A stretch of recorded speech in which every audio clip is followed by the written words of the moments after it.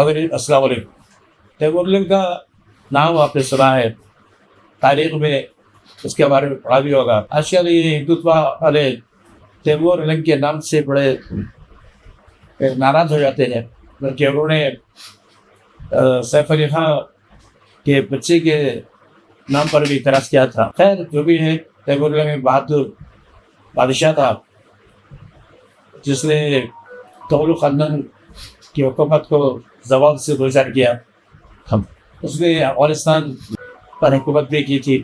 Timur کو ہم نے نہیں دیکھا, تیمور کے نام کے ساتھ تیمور لگے آتا ہے کیونکہ وہ ایک پیر سے معذور تھا. ہم نے اس تیمور کو تو نہیں دیکھا, مگر آج کے تیمور کو آپ نے دیکھا ہوگا.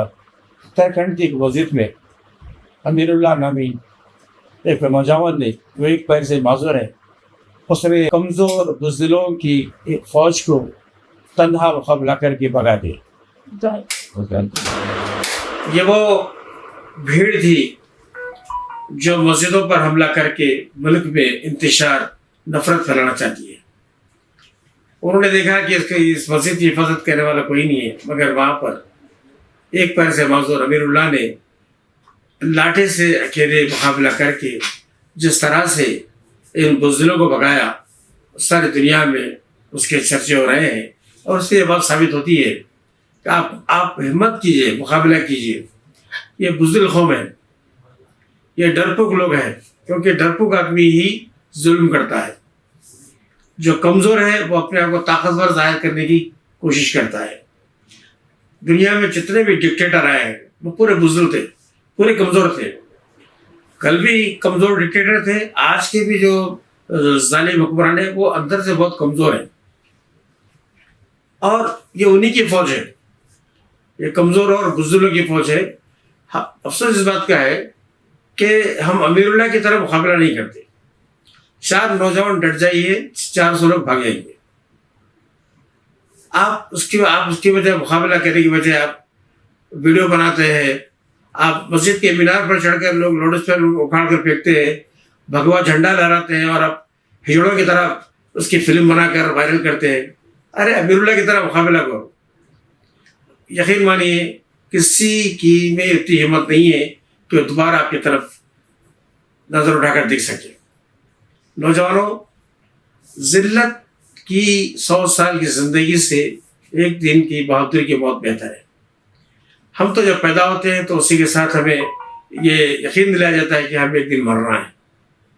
اور نبی کریم صلی اللہ علیہ وسلم کا ارشاد ہے کہ جب مسلمان کثرت میں ہوں گے, تعداد میں زیادہ ہوں گے, مگر انہیں دنیا سے محبت ہو جائے گی, موت کا ڈر ہو گیا, تب دشمن ان پر غالب آ جائے گا. آج وہ اسی دور سے مسلمان گزر رہے ہیں.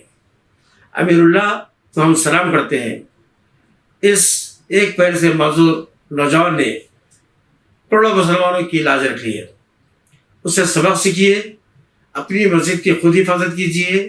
یہ جتنے بھی لوگ آپ کی مسجدوں پر حملہ کرنے آ رہے ہیں یہ ہندوستان کے دشمن ہیں. ہندوستان میں جو بھائی چارگی ہے اس کے دشمن ہیں. یہ عام ہندو, عام کرسچن, سکھ بھائی, یہ سب بہت اچھے لوگ ہیں, سیکولر لوگ ہیں. یہ وہ بے روزگار لوگ ہیں جنہیں لڑنے کے لیے, جو نفرت پھیلانے کے لیے ڈیلی بیسس پر لوگ کام کرتے ہیں.